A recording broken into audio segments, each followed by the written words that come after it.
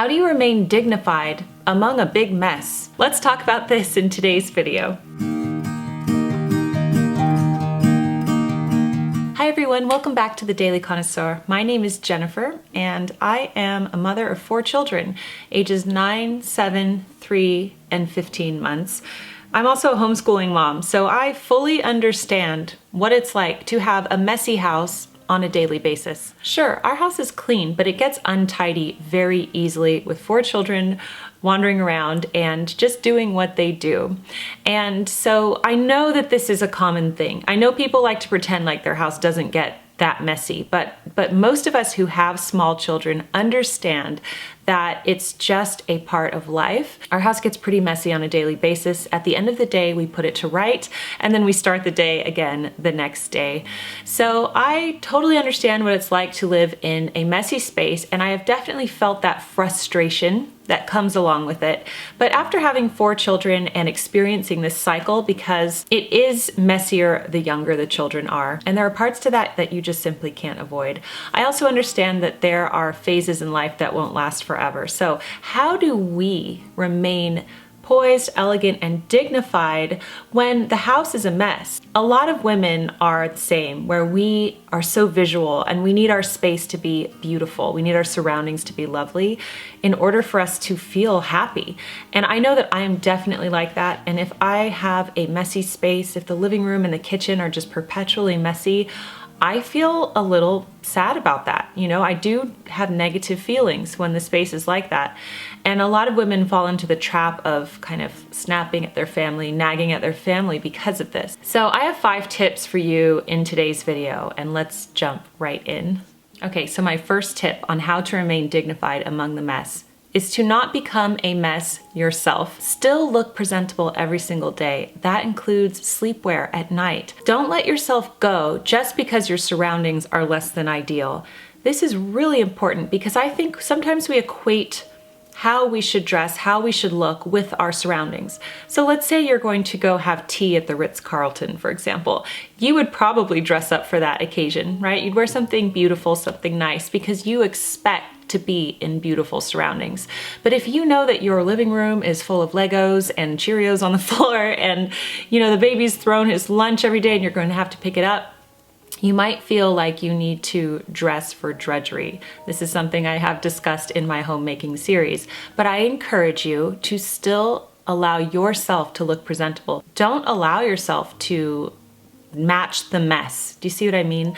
So some women might get into the trap of just saying, well, what is the point? And just not even getting out of their pajamas, just messy hair, don't care, and that type of thing. So it definitely helps to boost your spirit if you get ready for the day. So whatever that means for you, do your hair, put on a little bit of makeup if you like doing that, and get dressed for the day.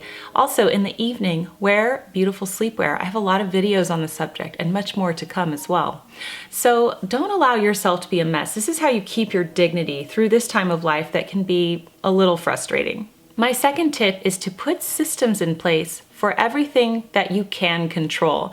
Now, we can't really control the little ones that much. That's what I'm talking about there. But if you have older children, you really should start training them from when they're little. And by the time they get older, I have daughters that are 7 and 9, they're pretty tidy. They pick up after themselves and they're able to tidy a space beautifully. I've mentioned this before in other videos, but I'll say to my daughters, could you please style the living room? They like that terminology. And they are more than happy to put their creative effort into putting the sofas back together and tidying things up.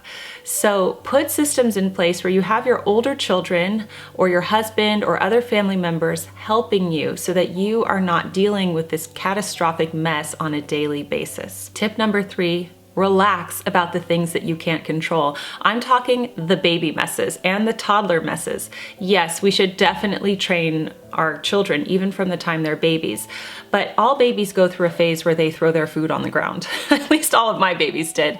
And yes, I patiently say, no, we don't throw the food on the ground, and eventually they do stop doing it. But while they're in that phase, don't stress about it.